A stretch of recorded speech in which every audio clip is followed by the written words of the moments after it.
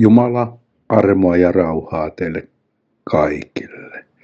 Ja niin kuin kokousilmoituksissa ollaan ilmoiteltu ja viestitelty, niin tämä sunnuntai-ilta on luopioiden paluu, takaisin paluu. Olemme vanhemmistossa lanseeranneet tämän tilaisuuden mielestäni tällä nimellä. Täällä on vielä johtokunnassa.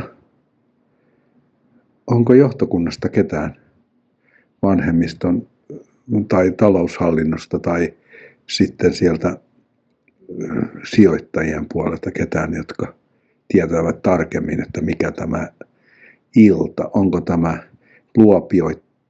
luopioiden paluu vai millä nimellä, mutta olette joka tapauksessa sydämellisesti tervetulleita tänne ja täällä tänään sitten toivottavasti osa luopioista palaa takaisin. Meillä on aika vaatimaton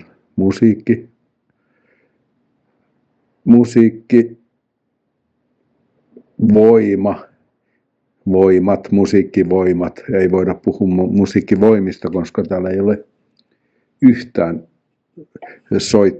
soittoveliä paikalla. Kaikki ovat sitten omissa koloissaan siellä kotona. Osalla on pieniä lapsia ja osalla on sitten murrosikäisiä lapsia, jotka taas kiukuttelee siellä. Ja osalla on sitten pois poikenneita lapsia, mutta tällä porukalla nyt ollaan täällä ja mikä meitä niin kuin ilahduttaa, niin Jeesus on täällä meidän kanssamme.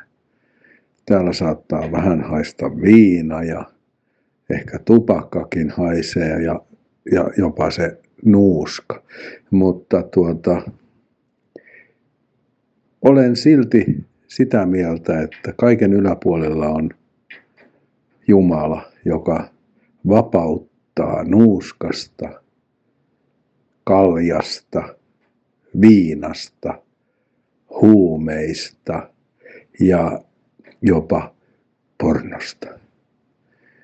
Näen heti, että siellä takapenkissä on ihmisiä, jotka ovat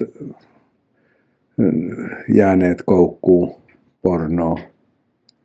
Ei nyt tavallaan käteen vedä siellä, mutta näen vaan silmistä, että mielessä on muut. Mielessä ei ole pyhät matkat. Mutta nyt kun olette tulleet tänne ja täällä ei ole musiikkivoimia, niin lauletaanko yksiäänisesti laulu niin alhaalla kenkään ei kulje, ettei siellä Jeesus olisi. Ja meillä ei ole nyt vanhemmistoveliäkään paikalla, niin onko täällä ketään? Onko diakonissoja? Ei ole niitäkään. Siellä on vielä Stockmanni auki. Ne on varmasti hulluilla päivillä siellä ostamassa tämän maailman krääsää. Mutta mennään tällä porukalla. Onko ketään, jolla olisi edes vähän lauluääntä, niin saataisiin alkuun tämä niin alhaalla kenkään ei kulje. Ja sen jälkeen sitten annetaan vuoro seurakunnan johtajalle, jos hän ehtii. On ollut kuulemma kalareissulla, mutta laittoi, niin kuin nykyään sanotaan tekstanin, että yrittää ehtiä ja pienellä ylinopeudella tulee.